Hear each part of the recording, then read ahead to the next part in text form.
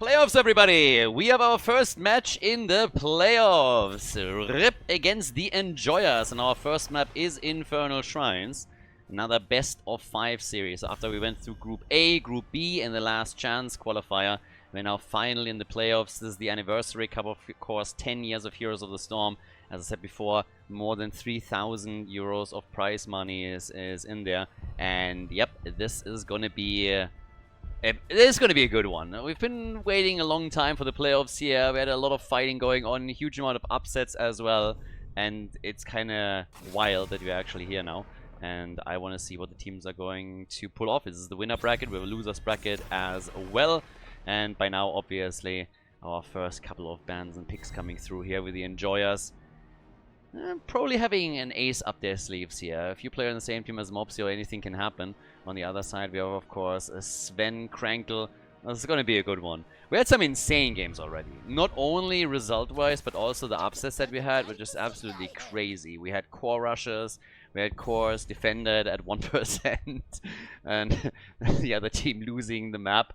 It was kind of crazy. There's no draft rules in case that you tune in a little bit later to this, so there's nothing happening around heroes that can only be played once or just any other shenanigans like pre-bans. This is as vanilla as it gets. We have now Maiev and Dehaka as our earlier picks here, whereas Junkrat was actually picked first for Infernal Shrine, so always able to bombard the shrine itself from the outside with a bunch of grenades here. And that gives us Hogger now. Okay. So they have Junkrat from the outside with grenades. They have Hogger already ping-ponging it around, going for the spin to win. And then we got Muradin here. Okay. So, Krankl and Muradin with the dwarf to just jump in. Maiev, if they're getting something like Stukov, tether into a Stukov lurking arm is always quite nice, but she obviously brings a lot of AoE to the table as well. We have Dehaka for the same reason. Good control over the shrine, gives you the global that allows you to soak experience on the side. And yeah, we'll see how that's gonna work out for them. There's a great side laner. If they land the CC with both of them, they definitely have a chain that they can establish early. But here comes the ban on Anduin, and that leaves us over on the left with the final ban. Now, do they ban something like Stukov? Are they a bit worried about the follow-up for Maiev's tether for Dehaka? And are the Enjoyers even interested in that? So, yeah, let's see. They're banning Diablo out. I mean, against Mopsio is actually not a bad idea. Jojo is still up, so you could still play Johanna if you really wanted to.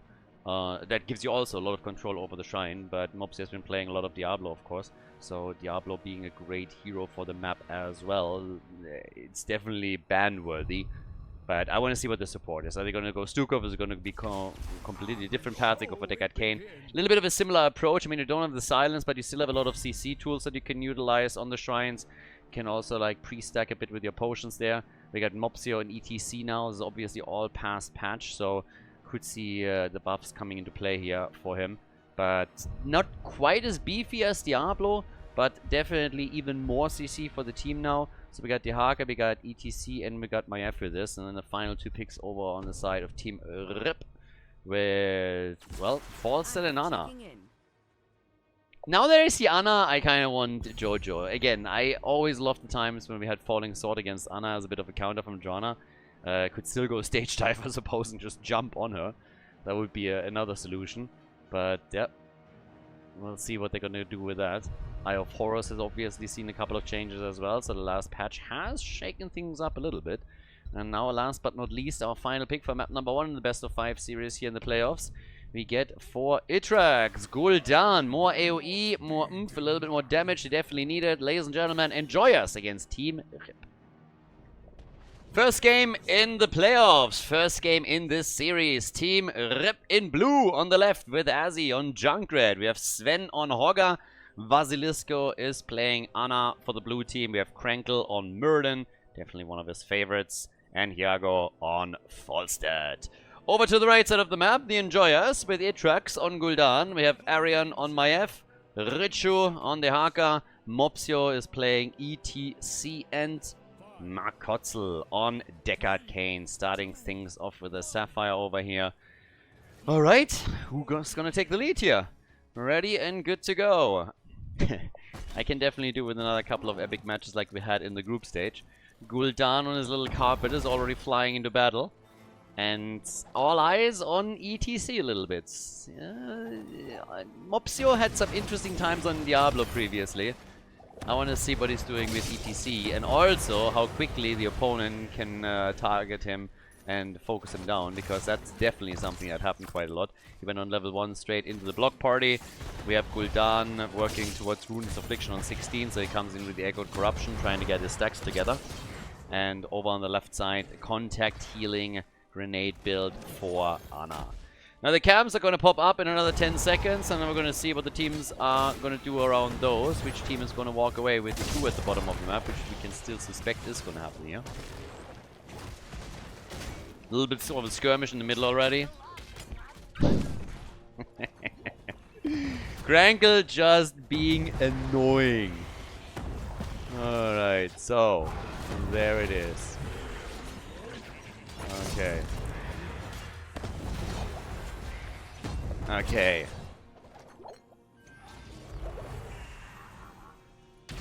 Here comes the slide, and let's see. Grankle tethered low, and that could be first blood if they just can get close enough with Maya, for example. But he gets out, received a couple of heals from Ana. She came in, helped out, and Grankle is still alive. But that was definitely a close call. He had some problems here. So, yeah. Top side, Iago is already leveraging the global. I mean, both teams now have a global now. And we have level 4 talents available. So in this case, Hero Stalker is coming in. We have also for Falstad already updraft. So all about positioning for him. With Reverberation kicking in for Muradin, Speed Metal for ETC. And still the attacks down at the bottom of the map, as especially Gul'dan is leveraging, of course, his wave clear and is just trying to push this out as best as he can. Top side at the top left, you have the first few camps now being taken. The first shrine will spawn at the top as well. So we have shamans then traveling through the top lane. There's not going to really be too much damage. You still have to deal with them, obviously. But we won't see any kind of split attention because somebody has to move on to a side lane and deal with the mercenary camp. That's not going to be a thing here.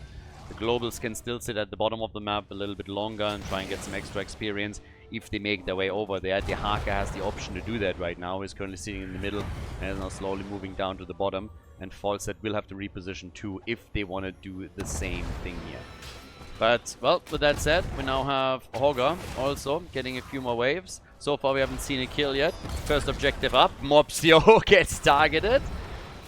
Got a little bit, I want to say lucky, but Junkrat was looking for an opportunity to isolate him a bit further. And wasn't just able to pull that off.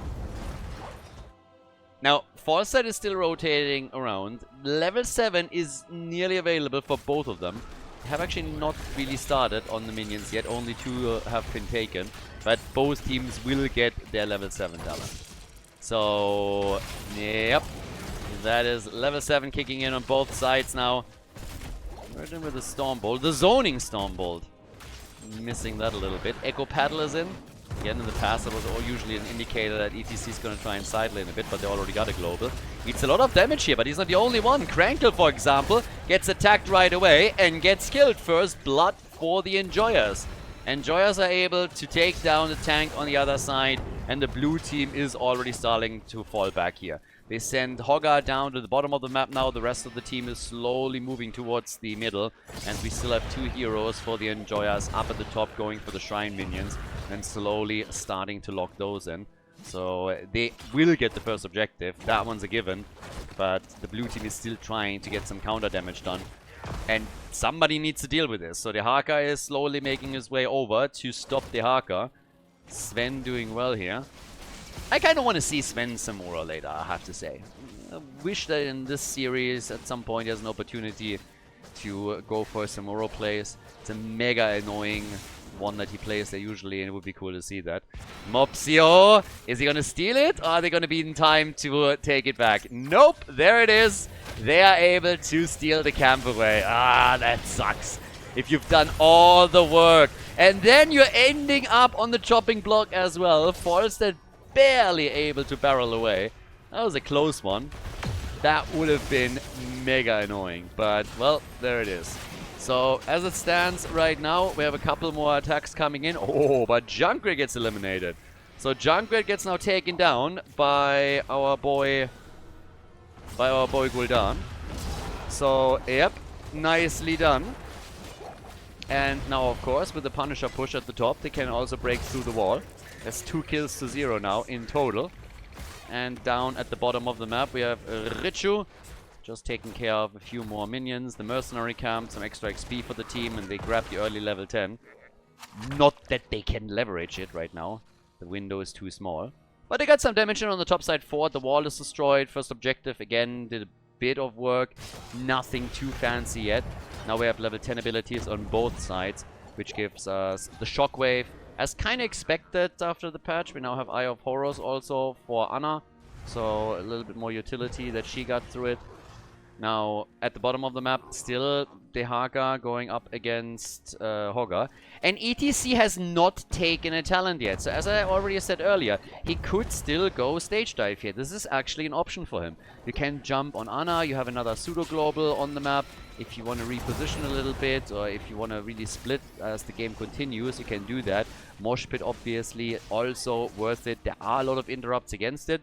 So you would most likely hold it back until you really have a good shot at executing it properly or use it for isolated heroes. But this is definitely a build where you can easily go into a stage dive if you want to. Now, Gul'dan with all the AoE breaking through another wall. They caught Maiev though. She got the disc out, but that wasn't enough. So Maiev gets caught here. Richu is apparently still mourning the kill. Was sitting right there at the corpse and lighting a bit of a candle. Maybe it was for the smell, I'm not sure.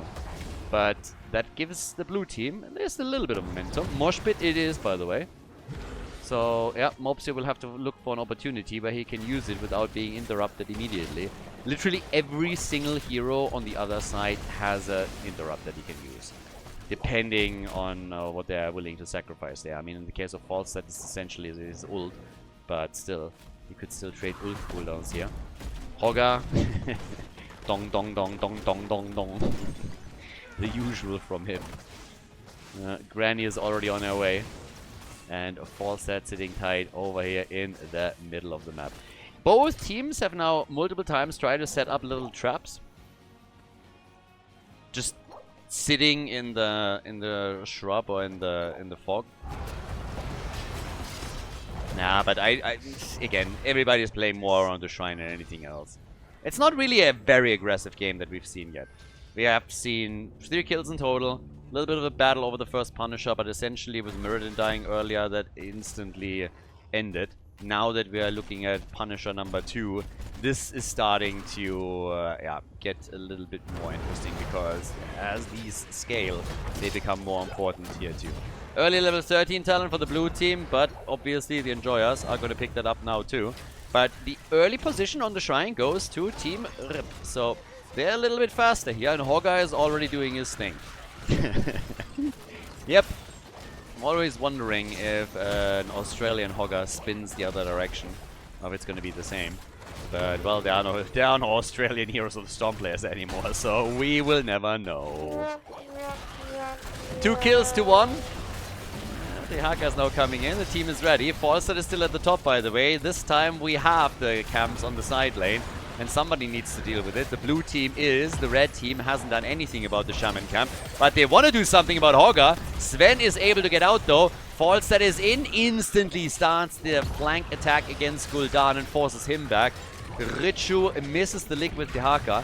Keep in mind, here's Dehaka was banned multiple times in previous matches because he always had a massive impact in these games. But this time he missed the lick here. Deckard Kane gets interrupted, is in trouble. Hogger flanked in. There's the mosh pit. They wanted to go for Falset, but they can't quite hit him here. Deckard still on the run. Now they're focusing on the Hogger again. ETC, they're also low. The red team gets the Punisher. Can they get a kill as well? They go for Krankle again. Krankle is low. Jumps out. Maiev and the entire team of the Enjoyers is mega low here. Krankle is still on the move, but he's mounted. He's gonna get away. He's already activated his trade, but Junkrat is gone, and no, there's the kill! Falls that takes Maiev down. I was just about to say, the entire red team was for at least a minute low in HP, but finally they're able to pull this off. The problem is, the camp at the top did massive amounts of damage. This is exactly what we talked about. Each team at a global, Falstad stayed top, took the camp down of the Enjoyers. Their own camp pushed, so now they did the damage. And the Punisher, if you just compare this, didn't nearly do as much.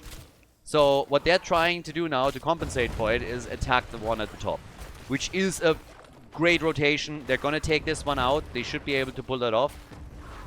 Gul'dan is still a little bit careful here, but a nice power slide from ETC to safeguard them. They just need to get the Haka and ETC out, and they're going to be fine here. Cooldown should be back for Mopsy. Actually, Mopsy is probably going to die.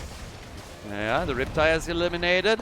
Horrify. ETC is about to fall. Gast. Oh, they could lose way more. Junkrat is gone again. Gul'dan falls too, though. That's the end of Deckard Cain. And now they're aiming for the Haka, who's also in trouble. And maybe... No! Too many hammers. Gets hammered by Murden and then by Falstad, and that is the end of him. 5 kills to 4 now for the blue team. They lost a few more structures here, but they are trying to catch up. So it's now 24,000 damage for Hogger. He's the top damage dealer in the game, not only on your side. Junkrat has died 3 times. He's sitting at 21,000. Falstad, by the way, at 23,000. And then over on the other side, it's mainly Gul'dan that is chipping in the damage. They have also Mayav, obviously. Good attack at the bottom of the map. Falstad, again, leveraging the global mobility that he has to attack the side lane. So those 2 kills that we saw at the top against the Enjoyers are serving Team Rip pretty well right now. So yeah, there it is. Nigao at the bottom of the map is now doing the same thing here. Getting ready for some of the camps again. ETC is trying to anchor the play over to, well, at the bottom right, I guess. But there comes the entire force of Team Rip. They have the camp already, though. So yeah, camp gets taken. Not a problem here for them. But it is a very close game. Each team has now destroyed a fort. Both of them top forts. I would say the blue team has taken a bit more damage on their structures, but it's not like they're not also dishing it out. Not a lot of stacks for Gul'dan, though. That's a bit of a problem. He's already on level 16 and he has only 24 stacks on his level 1. So that synergy that you're looking for there isn't really there. It's a bit of an issue. Now, at the top, Falstad now making his move over here. Taking the catapults out. Each team is again going for the siege, the mercenary camp for the shamans. Let's see if Falstad is actually going to stick at the top lane again to try and take this one out first. But with the Shrine now activating in the middle of the map, this one is a big one. Frozen Punisher. And, well, who takes the early lead here? So far, activated, and both of the teams are trying to make the play. The Globals are down at the bottom of the map. Bit of an experienced lead for Team Rip. There's a good fight for the Enjoyers, considering that they don't fight against the talent advantage yet. Here comes the slide. Murden already with the Stormbolt earlier. The Tether, Krankle, fine for now. Is still able to get out here. And will, of course, also activate his trait to try and get his hit points back. If he just can sit there a little bit longer, as he now does, before he re-engages into the battle. The camps collide at the top. 19 to 17 points on the Shrine. Hogger, absolutely unstoppable right now. Red team is starting to fall a little bit low. They're falling behind on the objective too. Hogger low as well. They try to buy themselves some time with a quick gust, and they might be able to just sneakily lock it in. There's a disc against Murden, but they're not following up on it, and the red team is falling back. They are realizing that the Shrine position has been lost, and that's a Frozen Punisher for Team Rip. This will cost the Enjoyers the fort in the middle of the map. At a minimum. Fort is gonna fall. Can they do anything else? The Haka actually nearly caught there. I didn't realize that he was sneaking into the bush, so he's just halving out. And down at the middle of the map, we have the fort now about to be destroyed. They're not even trying to defend it. Murden was ready for a flank here. Position was generally not that great, so they're just defending the keep, baiting this over. And the problem that they obviously face off against is also that level 20 talent that we will soon see for Team Rip. So they just want to defend this as best as they can and then gain the experience to grab level 20 for themselves. And it will also cost them the fort at the bottom of the map. This one has already been pushed out. This would have been a problem no matter what. But with level 20 available and the rotations coming, it's obviously the next big target, or was the next big target here for the blue team. So they're going to poke as much as they can and try and exploit that level 20. Those Storm Talons. We now have 30,000 damage for Gul'dan, 35,000 for Hogger. Fleabag is still the top dog over here. Half a level until 20. Shouldn't really take them too long. Ihaka is going for the next minion wave up at the top. Maya, for example, is sitting in the middle. Getting another wave here. Yeah, they're gonna have it soon enough. The Ihaka is a little bit careful about moving back. They don't have vision. So he actually thinks that he's gonna get ganked, or that there's a good chance that he gets ganked. So they have time, they don't need to rush anything. There's not a lot to take on the map anymore now that all of those forts are gone. There's no objective up, so pushing too far out past the middle of the map to try and get another minion wave would definitely be a mistake here. So you just wait a little bit, you have to be patient. Which, to be fair, especially in Heroes of the Storm, is sometimes the most difficult thing to do. Just sitting back and doing nothing is so insane at times, where you're just sitting there like, I know it's the right play, it just feels wrong and I want to do something. Now they have their own Storm Talons though, so everybody is fully locked and loaded for the next big fight. Yeah, blue team would probably love to steal this camp away as well, but that's still 27 seconds, so I'm not quite sure if they really want to stick around for that long. Gul'dan, 31 stacks on his level 1. Yeah, not great. A lot of good fights where you could stack, so that little power spike would add a bit more damage. We now have Haunts too. Stormbolt is in, couple of grenades as Mopsio is cosplaying Bruno Mars. I was catching a few of them. Maiev. Just double checking every single rush and also of course hoping to land a tether here. And the occasional phase check. And it's fine. But then again, the Haka is just trying to control the side lanes a bit. They're of course worried about catapult pressure now. We're only 17, 18 minutes in, but you definitely got to keep an eye on it. So that's the next. All the way over on the left side. Next one gets taken. Shrine active again at the top. So these camps shouldn't have the biggest impact. But this is going to be a pretty important fight for the Enjoyers no matter what. I mean, at this point you need to build up a bit of momentum for yourselves. And funnily enough, if they take this one, it's a keep that we're talking about. Despite the fact that there's still 2 forts standing, the Haka has been trying to alleviate some of the pressure on the side lanes, but hasn't been able to do too much here. So, already, Sleep Dart against ETC, Stormbolt, and yep, see ya! That's a kill against Mopsio, and that's a disaster. Now they are going for Deckard Cain, and he's not going to make it either. Deckard is definitely dead. They might be able to get Gul'dan too, and it looks good. Oh, that is amazing for Team Rip, and it really sucks for the Enjoyers. Then again, Junkrat is apparently saving all of his good plays for the next map. That was now the 4th time that I think he died. So basically all of the kills of the red team are against Junkrat, or most of them. But obviously losing 4 heroes here is a disaster for the Enjoyers. It all started off with ETC getting caught. Anna with a fantastic sleep dart. Round of applause for Vasilisco here. He set that up at the perfect moment in time. That couldn't have gone any better for them. This was perfect. They set ETC up to die, and then the rest of the team got caught as well and eliminated. Now they can easily move for the keep and already do some damage there before the Punisher is even here, and they will get that. ETC is about to come back, but you can already see that the keep will fall no matter what, and then Team Rip is very likely going to try to use the Punisher to take down the opponent's core and win game number 1 in the best of 5 series here. So this was a little bit of a disaster for the Enjoyers, and I do not know if they can recover from this. We have Junkrat with 42,000 hero damage, has surpassed Hogger now. Has paid dearly for that damage with 4 deaths. Everybody else, with the exception of Muradin, has survived so far. Falstad, he's even defending this. He could even give them 1 fort at the bot lane, you know? So they have to force a bit of a fight now. And they're trying down here. But sleep darts, traps, everything is being used. They want to steal the camp away, and they get this as a bit of a freebie. Slide. Nice. They need kills, though. The zoning mosh pit. Anna walks straight in. Yeah, she really has the moves. But seems like Gul'dan is not going to make it here. Hogger absolutely out of control right now. Spin to win, baby. ETC is gone. Punisher's nearly on the core. That is Hogger gone. But we have also Gul'dan and Deckard Cain both eliminated. 12 kills, 2-6. The Punisher working the shield down on the core. And this is gonna be game.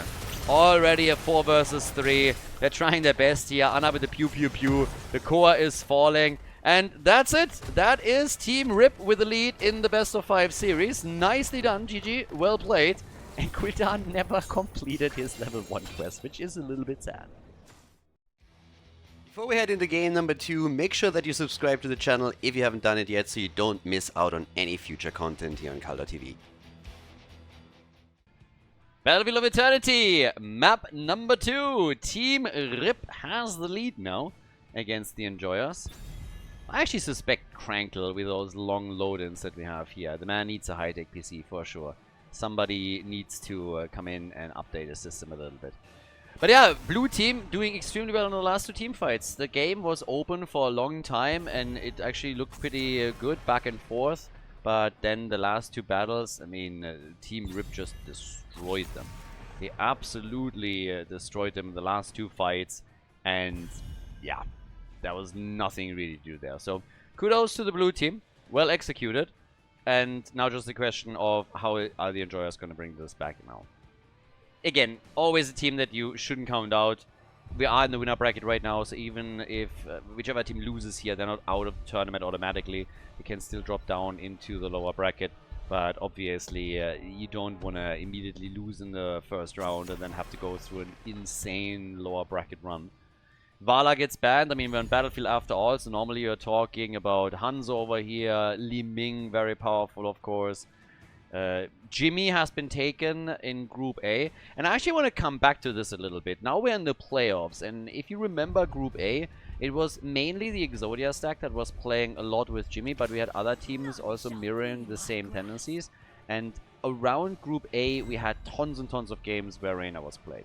And there was always a question, is this just a fluke? Is this really a change in the meta? Are we going to see him a whole lot more? And I said back then already that for me personally, one of the indicators will be what happens in the playoffs. If teams, as the tournament continues, are still going to use Jimmy as often or regularly at least. And so far, that hasn't really been a thing. There's, by the way, my Samuro pick. I talked about this in game number 1 that I would love for Sven to play Samuro, so that's good. So Jimmy hasn't made that many appearances. He has made a few. I'm not saying he doesn't get played at all. But if you think about how the tournament started, how we entered Group A, he was essentially part of every single series and oftentimes played multiple times in the same series. So we haven't seen a whole lot of that outside of Group A. Now that we're in the playoffs, I really want to see if more teams are relying on him again, if even the Exodia stack is going to rely on him again. But that was always the question, is the meta really going to change around him a bit, or is this just a thing that they're trying to make happen? And so far it looks a little bit like it, but again, there's more matches to come, of course. So Samuro coming in, and the reason why I'm mentioning Jimmy is because that on this map he could play him with Exterminator, obviously. So when he was played, in Group A, he was played on other maps, mainly with Ace in the Hole, but here you could technically, when you're talking about damage on the Immortal, you could also use Jimmy with Exterminator. Greymane gets banned. Again, Hanzo already taken. Li Ming is still up. So you have still a lot of choices. Sashinama has been played a few times here too. Anna gets banned, alright. But I like the Samuro pick. I personally really enjoy watching Sven on Samuro. Samuro is one of those heroes that's a lot of fun to watch. You don't want to play against him. Unless it's a really bad Samuro, then hey, keep him coming. But a good Samuro is just ruining your day. You're sitting there like, why me? But yeah. So, let's see what Samuro can actually pull off. Blue team. ETC. So this time it's Crankle. Mopsio took his Muradin away. And then Crankle just said, you know what? If you take my Muradin, if you steal my hero that I just played on the first map, I'm going to take your ETC and I'm going to show you how it's done. So Krankle apparently a little bit salty here, wants to give Mopsio a lesson. And let's see how that works out for them. But for the red team, we obviously need some more immortal damage. They're falling back on Maiev. They have good stun follow-ups with Muradin and with the Blaze. But there's our damage. Li Ming, again, great against the immortal. Not because she has extra damage or anything, but first of all because she excels in the team fights with reset mechanics, and she can unleash combo after combo against the immortal, and then the opponent is put in front of a choice. Do they either let the combos through and let it damage the immortal, which of course whittles it down over time, or do they send a hero in that will tank those shots, lose hit points, and then eventually become a target for Li Ming and her resets. So yeah, that's why she's quite popular here. Final pick though is Alarak. Alright, we have our triple front line, and with that we're heading into our second map of the best of 5 series here in the playoffs, Battlefield of Eternity. Game on! The blue team over on the left side, not only with the lead, but we now have Sven on Samuro, Vasilisco on Malfurion, after his solid performance on Anno in the last map. We got to go on Alarak, Krankle on ETC, ooh, and we got a lightning build. A lot of dings over here, I like that. Let's see how we can build it up. Krankle on ETC, Azzy on Hanzo, and on the right side of the map, the Enjoyer, so of course have to try and catch up a bit here. With Arion on Maiev, Richu on Blaze, we got Markotzel on Deckard Kane again, as already seen on the last map, Mopsio on Muradin, and Atrax is playing Li Ming. So, Alarak, let's go! High Lord action. I'm always happy when they go for an extended lightning build. You have not only Sadism that you can stack here, but also, of course, your lightning talents there with level 4 kicking in too. And then we're going to see how much damage Alarak can do as the game continues. This is going to be a nice little battle by them. If he lands his combos, especially after maybe Furion's Arc, there's already the first one. Nice. So a neat little triple from them. Alarak starts it up, then the root on the ground. And then they had the power slide. Missed out on a bit of the damage there. No real chance to drop him completely. But Mopsio already got a warning shot. And we'll have to react to that eventually. Now, with Li Ming, we have on level 1 the Force Armor. Already changing things up just a bit. And Deckard Kane can also really nicely work the zone control in at this point. Whereas up at the top lane, we have Samuro going up against Blaze. Everybody is still pushing down at the bottom of the map and hoping, of course, for opportunities here. So looking to see if they can walk away with first blood, and also what's happening around the camp. And it seems like they're actually willing to fight for this. Sometimes, oh, Samuro is already on his way. So is Blaze, but Blaze will be a bit late. This is going to be a 5 versus 4 at the start for the blue team. So they're coming in with everything that they have and should have the upper hand right now. Blaze is nearly here, but not quite yet, and Muradin goes down. So faster rotation of Samuro just to say hello and already signal that they're willing to fully commit to the camp. Sometimes you see one of the teams just send a hero towards the top and then it's an even trade. Each team takes one camp, not so much here. Krankle, the tether, and the counter kill. Nice. Good move by Arion. Nicely done. He's able to get the kill on ETC, so both of the tanks have now died once. It's a little bit more damage being done over here. But now the level 4 talents are also going to kick in, of course. And here comes, as expected, negatively charged. So this is where things are going to get interesting. If he can properly stack that, then the damage output of Alarak as the game continues is going to be pretty sick. Blaze at the top lane. Still holding his own here. Now looking at Sun Vengeance, we got the Incinerator Gauntlet. Objective is obviously announced, so that means that teams are starting to make their moves for the camps and start to get those Shaman camps in. Whack, whack, whack, whack, whack. The meat grinder, Samuro. Yeah, Blade Master action here. 17 stacks on his level 1. But they're, oh nice! They're actually going for Hanzo. Ah, I think they realized too late that it would get caught. And now Muradin gets killed instead. That sucks a little bit. They had a really good shot at taking Hanzo down, but maybe initially a bit indecisive because they didn't realize they would actually connect their abilities. But then it turns quickly against Muradin, and that's Mopsio dying for the second time. going for the good old tilt mobster strategy. That was highly successful even in the days of HGC. If you can tilt him, you find yourselves in a great spot. So right now it seems to be working. That's 2 kills against Muradin already. On the objective, it's the blue. Actually, both teams are doing pretty okay. Team Rip has Hanzo after all. And he's chipping in heavily. Now Samuro's helping out as well. They're still hoping for kills here. Yeah, but the halftime show victory goes indeed to the blue team. Hanzo is just a little bit too strong there. And then you have Samuro helping out on top of that. So, yeah, that's just a bit too much. So there's a slide. They're trying to get a kill. Ooh, Maiev is also really, really low on mana. Dropping low here. And there's the kill. ETC is gone. Blue team loses one of their heroes. But I guess the Immortal will be taken by the blue team. It's a close one though. 3000 hit point on the shield is honestly not a lot. So they take ETC down. They get a very low shield on the Immortal.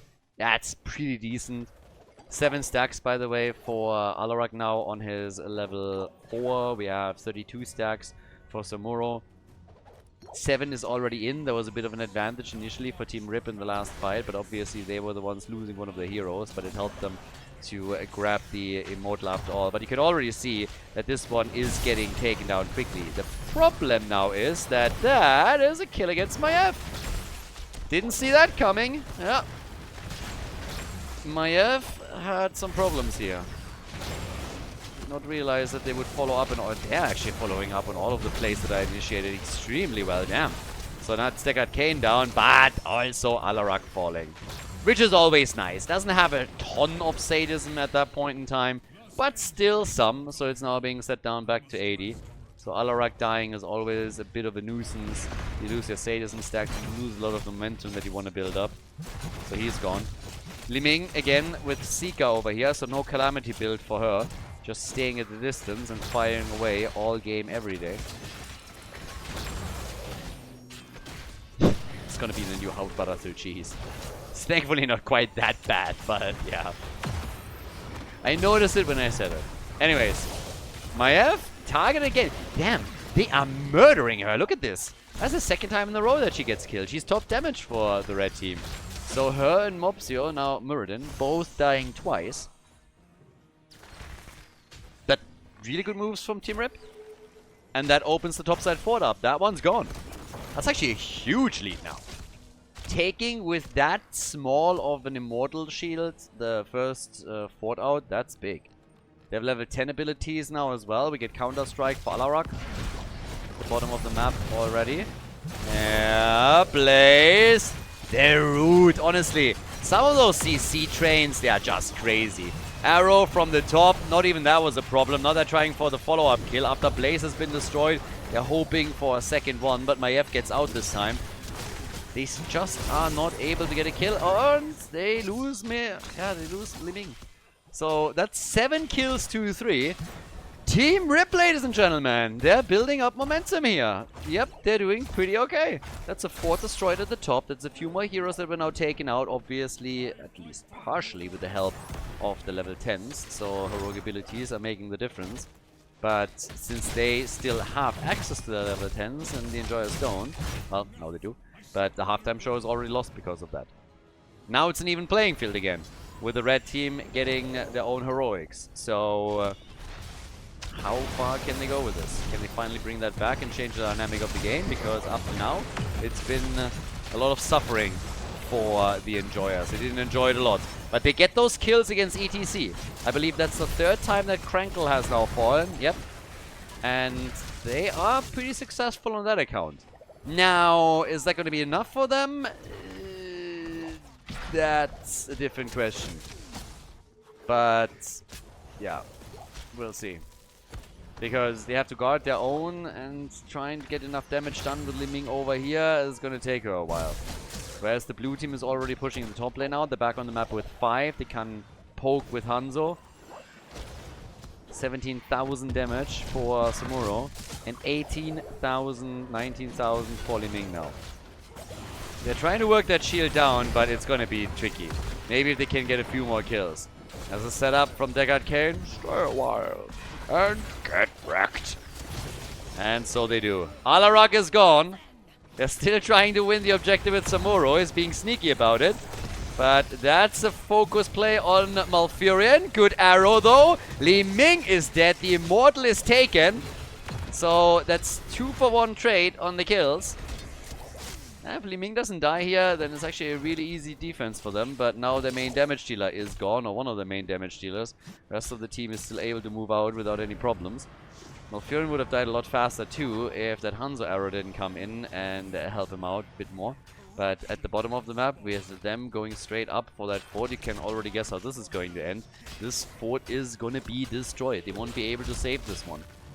14 stacks now on Alarak. Keep in mind he died again, so his sadism has been reset for the second time now. In kills, it's not that bad. 8 kills to 6, but you look at experience and it's a level 13 talent advantage for Team Rip already. And of course, we're not even talking about structures here. This is where the real pain comes in. Disc against Hanzo. Can they get that kill? They want it, and they get it. Hanzo pulls a Houdini and just disappears, and ETC follows. Krankle is getting a bit cranky, I think. He's getting absolutely farmed, and that's an easy triple kill. I mean, damn. They're going for everyone right now. Samuro is still pushing at the top. He's going for the Red Dota approach, and is just trying to get side lane damage. But that's a 4th kill. Alarak is gone as well, and all of a sudden the experience lead is not looking that bad anymore. Keep in mind that a lot of what happened here occurred without a level 13 talent for the Enjoyers. So they pulled that off easily. They took damage on the bottom keep, but still standing. They're ahead in kills now. Li Ming went for glass cannon, so they're going all out on this. But it's an interesting dynamic all of a sudden. The last 2 fights have not gone well for Team Rip. They've done extremely well on structures, but the experience has flipped. Now it's the Enjoyers that are ahead. And they're trying to build as much momentum as they can. Alarak with 21,000 damage, so he's actually getting close to being the top damage dealer on his team. 25,000 though for both Li Ming and Maiev here. I was a bit worried at a point that Team Rip would absolutely annihilate the Enjoyers on Battlefield of Eternity and just simply, you know, get massively ahead here with a 2-0, which is unrecoverable at the end of the day for the Enjoyers. But now that it's more balanced out, this is looking a bit better. Even if the map is lost, it would have been way worse if this was an absolute clean victory for Team Rip. At least for us, for Team Rip, it would have been amazing. Get a clean win here, get the 2-0 lead, and then just force them down on the next map. Or play out 3 match points, but still. The only hero that has not died yet is Samuro. Samuro's the only one that hasn't fallen. Which again also shows obviously the impact that Sven can have with Samuro. Also how annoying he can be. But yep, off we go. Once again, a little bit of a combo set up. Maiev is a little bit lazy. Mosh pit, alright! It's a mosh. Krankle gets interrupted. They wanted Maiev, couldn't get her. The power slide on the other hand.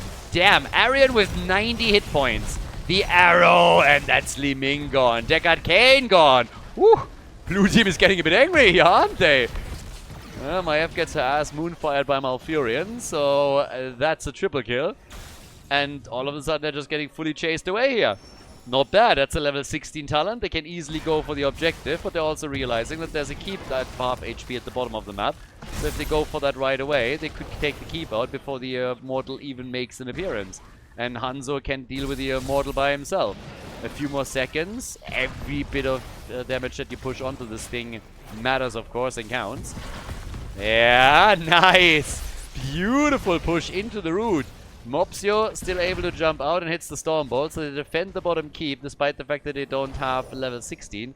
But the Immortal is lost, and that's a big shield. Yeah, that's a big one. So, it's that top lane. Wall is nearly destroyed here. This could cost them the first keep, for sure. Ooh, that flipped quickly, just as it looked like maybe the Enjoyers finally built up that momentum that would allow them to put a point on the board. Team Rip came in and just ripped them to pieces. So, 30,000 damage for Li Ming. That puts her into the pole position for hero damage in the game. But you can't buy yourself anything for that. So, 21 kills in total. And that Immortal is hitting hard. We are only 13-14 minutes in, but that bad boy is hitting already heavily. Samuro is in the meantime still pressuring the bot lane. Hanzo Arrow is out, and that's a kill. Deckard Kane is gone. At least they get the do they get the counter kill? They go for ETC, and he's dropped as well. So yes, they do get the counter kill. But as you can already see, this keep is gonna fall. And that's already half the battle. Of course, they would like to go a little bit further and take the core out as well, or at least rotate down to the bottom of the map and destroy the second keep. It's a 4 versus 4 at this point. One team is missing their healer though, and they're missing Maiev now as well. So with Maiev gone, all of a sudden, that's a very different story, and this could very well be it. The core is losing hit points, losing them quickly. Team Rip here in the winner bracket is doing great.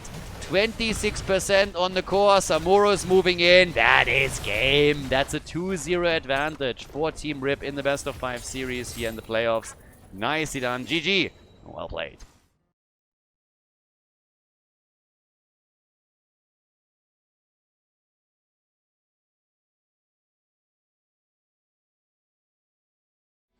Map number 3, first match point for the blue team. Once again, the Enjoyers have chosen that they want to have first pick, first ban after their loss on Battlefield of Eternity. So, Tomb Spider Queen gets picked by Team Rip, and now they find themselves in a position where they can end the series right here and move on to the next round. A quick reminder, this is the team that took out the Exodia stack in the winner bracket final of Group A and moved straight into the playoffs. So they have been playing a fantastic tournament, have caused some upsets, and it doesn't come too much as a shock that they're in the lead here. They were the favorites heading into this, but I gotta say, there were some moments on Battlefield of Eternity where I thought that the Enjoyers would be able to turn it. They negated the experience advantage, got even ahead for a moment, and then Team Rip was just like, you know what? We tried this losing thing, don't like it, let's just murder them. And then they destroyed them in every single team fight after that, and yeah, just took it. So now we get on Tomb, Dehaka as a first pick, as I said before, for Richu. Really powerful choice.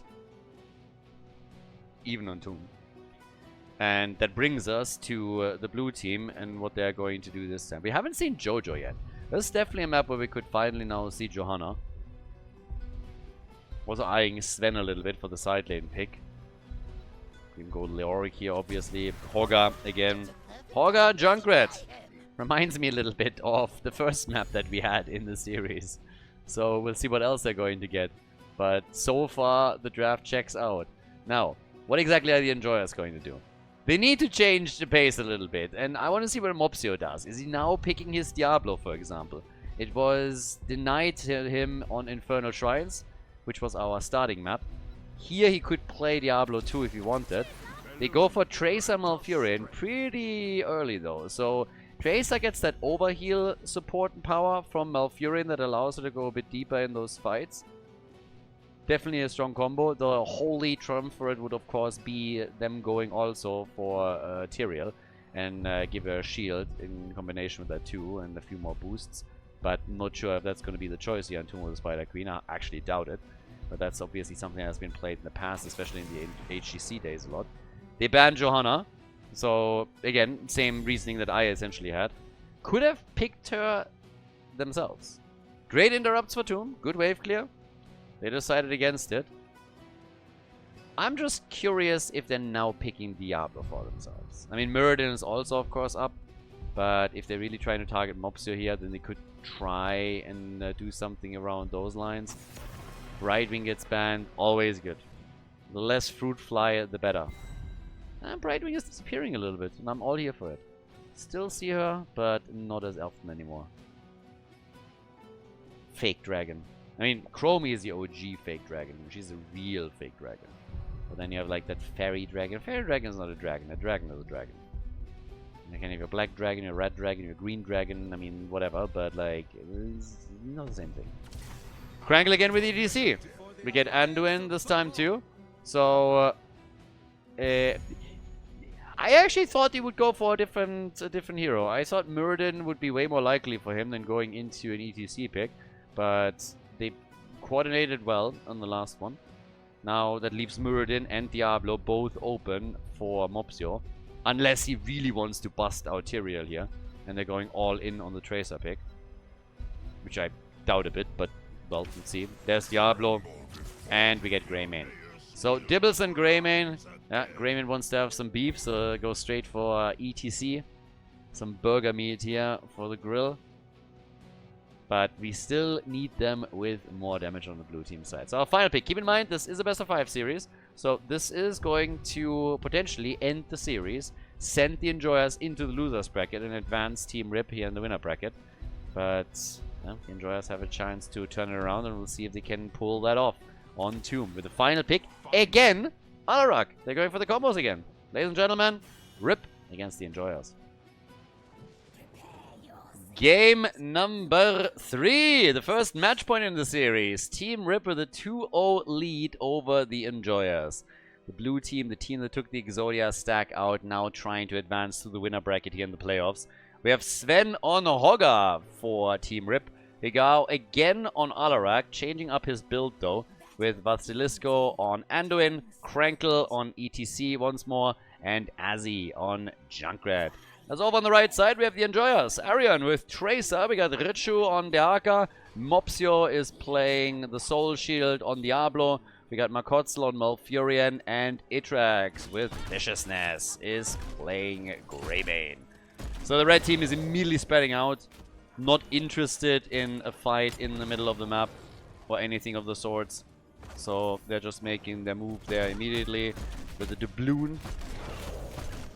I let the doubloon slide. The money pick is unfortunately falling a little bit out of fashion lately. There's only a couple of old schoolers that still use it. The mount that will be used. So yeah, if that is not an endorsement, then I don't know what is. Actually, most of Fnatic went for it. Bit of an attack here against Itrax. That was actually a pretty nice attempt to go for first blood. He's now rotating down as we have our objective soon coming in too. Hogga is actually going to die here, isn't he? I don't think he has a cooldown ready. He's not getting out of this. Nope, that's a kill right there. So, Hogga is gone. And that is first blood for the Enjoyers. And, of course, access also to, well, I was about to say the camp at the bottom of the map, but then the Haka gets murdered. Seems like Team Rip just said, you know what, we can do that too. We're gonna come down here and we're gonna show you how it's done. And now everybody is just fighting for the Siege Giants. Now everybody wants them. So with that, who's gonna walk away with them? Seems like it's gonna be the red team. Actually, ETC commits, comes in. Hogga is back. Greymane isn't here. There's the 5 versus 4. Greymane has been griefing the team. This is the moment where he just gets mass pinged and reported like, why are you on the minion wave? But yeah, blue team committed with everything that they had to the fight. They got a second kill, and then also the Siege Giants themselves. So yeah, good for them. Taking more of an advantage here, as we now have Greymane going for that wall. I mean, somebody really needs to stop him, and okay, we have now 2 moving in, but at least it was Junkrat. Hogga went to the mercenary camp. We still have some smaller battles down at the bottom of the map. Obviously, Arion with Tracer needs to be really careful now too. And yeah, then we got our pulse generator as well now. Tracer needs to change the flow of the game. I mean, they tried a couple of different things and nothing has worked so far, but they really need to come up with a solution to shut down the synergy that comes in from the blue team, because I gotta give them some credit. Team Rip has been layering the CC tools and stuns on the last map extremely well, and walked away with teamfight victory after teamfight victory, partly as a result of that. And now they're going for a Tracer kill and are able to lock her down real quickly. So Tracer is gone. It's now 3 kills to 1. It started off so well for the Enjoyers. They had first blood. And now you look at the kill count, and it's 3 to 1. In terms of gems, the teams have roughly the same numbers. So even with the 3 kills, not really a big problem yet for the blue team. Nobody has turned anything in, by the way. Finally. Blue team is getting ready for the first Web Weaver wave. Even turned in with Sven's. Always nice when you can deliver the gems that are on your side laner. I mean, the Haka hasn't too many, but still. Battle in the middle breaks out immediately once more. As the teams collide there. 25 gems have so far been turned in. And there's the 31 from Junkrat. So, they go for Diablo. Mopsio is gone. That's 14 gems that also are robbed away. Taken away from them.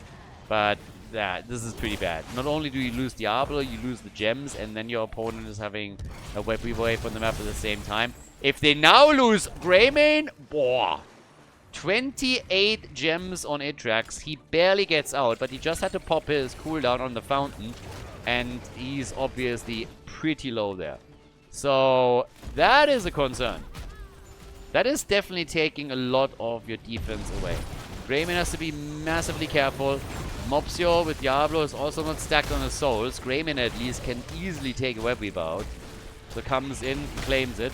Rest of the team is mainly in the mid lane, but down at the bottom of the map we still have that 1v1. So they're trying to take the wall down here. Good damage on that fort, but it's going to be enough to take it out. We'll see. They are definitely having enough to take Tracer out. So Tracer is now gone. This is not looking good for the Enjoyers. This is game number 3. They really need to turn the momentum here. If not, they find themselves in the loser's bracket. This is a 1-level advantage, and with the first objective in the game, they're already getting a fort destroyed. Now they go for Diablo, and Mopsio is dead too. That ragdoll just kicked around on the map. Zero respect for the Lord of Terror. Not so terrifying after all. So Mr. Weak Kitten gets just kicked onto the other side of the map, more or less. And that is 6 kills to 1 now. So we're looking at more than a level advantage for Team Rip. And they're very likely going to run with this. Level 10 abilities already. We get Alarak. Yes, with Deadly Charge and Light Bomb. So Light Bomb and Deadly Charge combo now from Alarak. And he's sitting at 124 sadism at this point. So they are going to go for that wombo as much as they can. There's the Mosh. And it hits well enough. The Haka is gone. The gems down the drain. This is a disaster. At the top, there is counter damage, but they have to go through the wall. The bot lane fort will probably fall to the Siege Giants and to the minion wave. So they did some damage here, but obviously taking the wall down is not enough. If you just lost your second fort at the bottom of the map, you want to do a little bit more than just take your opponent's towers and gates down.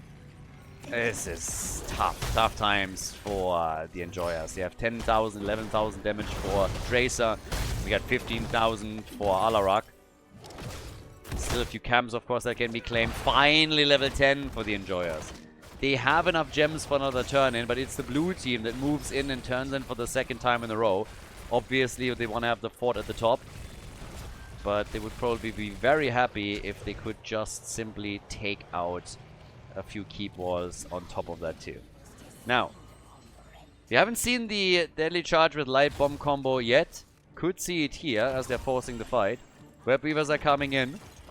Hogger in the middle, coming quickly.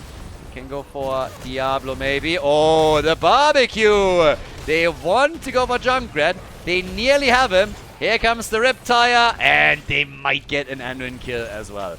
Anduin actually survives, and they turn it on Greymane, who lost 44 gems. Tracer picked up most of them and gets killed a second later. Bad news once more for the red team. They can't get a break. They really can't get a break here. Junkrat died first, and Anduin survives. They turn it on Greymane, as you can see. And then shortly after that, with Tracer picking up the gems, they're going for her, and they take her down too. So in the middle, the wall has already fallen down at the bottom of the map. We're going to see the same thing happening with the Web Weavers, and up at the top, the fort has been destroyed indeed. Woof! Brutal! That is quite the showing here from Team Rip. They're going through the Enjoyers like hot butter through cheese. Totally annihilating the red team. And while they make a play for the boss now, they still have a bit of a trap set up down here at the bottom of the map. The Haka knew that something was a bit fishy here, so they're moving back. They're probably going to try and also make sure that nothing gets turned in. I mean, with all the gems lost, the Enjoyers obviously don't have enough to get a to get a set of Garden Terrors, Web Weavers, but they could at least try and deliver the 29 gems that they still have. It's actually kind of crazy when you think about it. They lost, I believe, nearly 100 gems. Not quite, but yeah. That's way too much. That's the ticket back in the game. Now the boss is claimed at the top. The Haga's gonna try and defend against it. Everybody else is moving back down. Krankle, yeah, sees what he's up against. Gets very quickly attacked here. And Anduin saves the day. Deadly Charge Light Bomb combo by Alarak. Here's the Mosh. But ETC is low and dies. Can they at least get the kill on Malfurion? They tried with Sven, couldn't. Alarak is still around though. 140 sadism for him, but there's the second kill for the Enjoyers in this fight. They take down Hogger. Now, at the top, that means that the boss is all alone because the Haga moved back out to help them. So it's not going to take too much apart here. Simply because, as you can already see, we are very early in the game. So this boss is not that strong, but taking the keep wall out is still a bit of a win. Atrax is able to get away, yet 13 gems doesn't sound like a lot. But that's something that the Enjoyers really need if they ever want to get a turn in this game. Damage output for Alarak puts him into the top spot in the game, not only on his team with the 22,000. And down at the bottom of the map, yeah, that's where a couple of Siege Giants can still easily be taken here. So get the Siege Giants in. Red team wants to get the turn in, of course. They finally have the gems. Maybe Junkrat can interrupt a little bit once that he's around, but he's still sitting at the bottom of the map and is trying to push the next minion wave out, so they're attempting to force them down to defend. The Haka will very likely take that spot. Well, at least he should. The problem is the level 16 talent that we're now going to get in just a moment for the blue team. This makes it really annoying for the Enjoyers to try and go in and get their turn in. Highly unlikely that they're actually going to commit to that, unless they can be sneaky at some point. So this buys a lot of time for Team Rip. There is a full level gap between the two teams. ETC now with the imposing presence. He's not that imposing, right? Some of those talents, you look at ETC and you're like, really? That's the guy? Imposing presence? Like, you go into a team fight and you're like, oh my god, look at ETC. Come on, guys. A little bit of a joke here. You know, if you have Diablo with an imposing presence, I kind of get it. There's a couple of other tanks where I'm saying, alright, I know what you're doing. Like, you could go that route with Garrosh. Muradin is another one we're like, nah, imposing. You play main tank Imperius, he can be imposing. Tyrael can be imposing. But some of these talents, you're looking at this as like, this is badly thought out. This push, on the other hand, could do a little bit of damage. Obviously hoping that somebody steps out and gets killed. But Alarak not connecting a combo here. And level 16 is soon ready for the Enjoyers. Junkrat and his voice lines. Absolutely love Junkrat, honestly. And the voice lines at least. I mean, he is pretty funny. From a design perspective, fairly cool. It's one of the Overwatch characters that doesn't annoy me as much. There's still a couple that you obviously see way too often, but Junkrat is actually has a nice bag of tricks that he can use in fights. 5 stacks on Greymane's level 7. They have the level 16 talents now finally. Gives us the debilitating flame. And still the attempt at a turn-in. Now the blue team doesn't have enough gems for turn-in number 3. But the Enjoyers have enough for their first. Can they get away with it? Maybe they can start a comeback. I mean, who knows? If they can get the turn-in, and they do, they might be able to take a few of the forts out. They need to. If they destroy structures, then that's it. That would be the ticket back into the game. Get a few kills in the process. It's 9 kills to 4 now.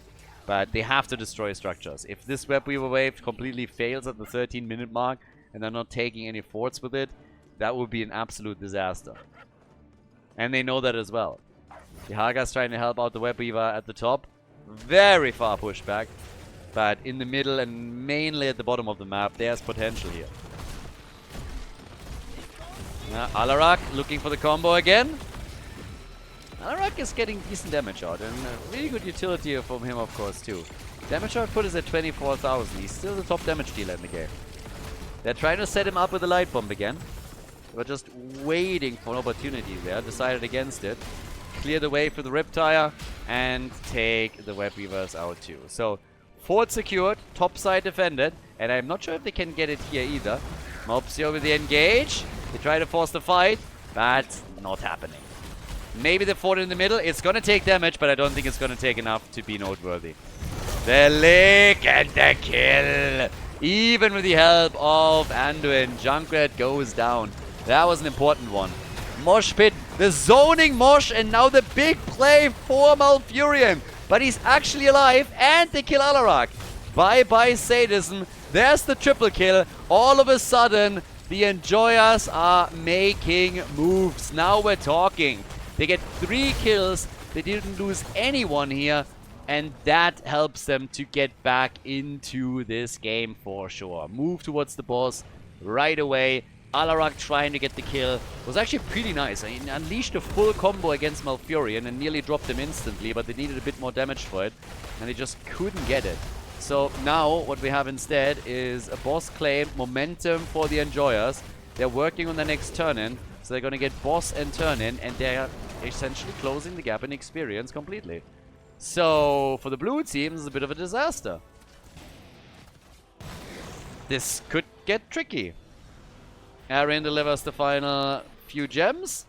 And that's now the boss at the top. Web Weavers are coming in quickly.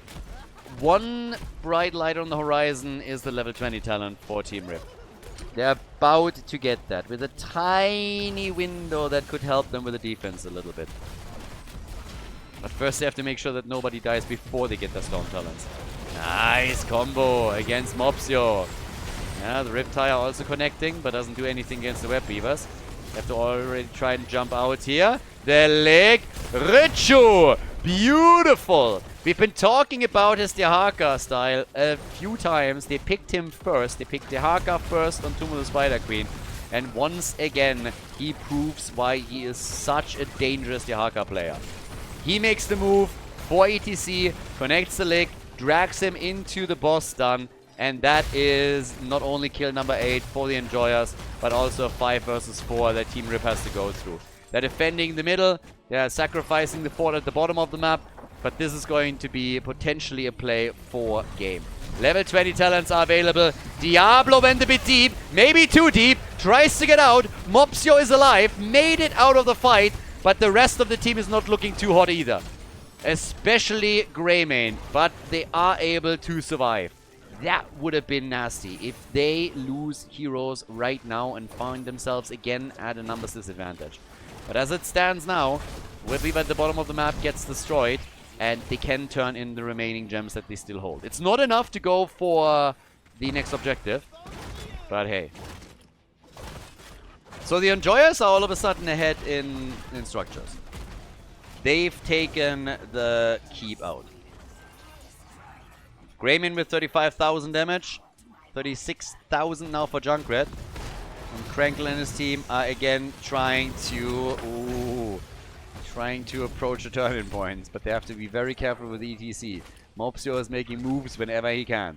Whenever he sees someone here. So, Junkrat, already with a couple of traps, of course. Also, 22 gems still in the hands of the blue team. They're getting closer to another turn-in as well. Mopsio making the moves again.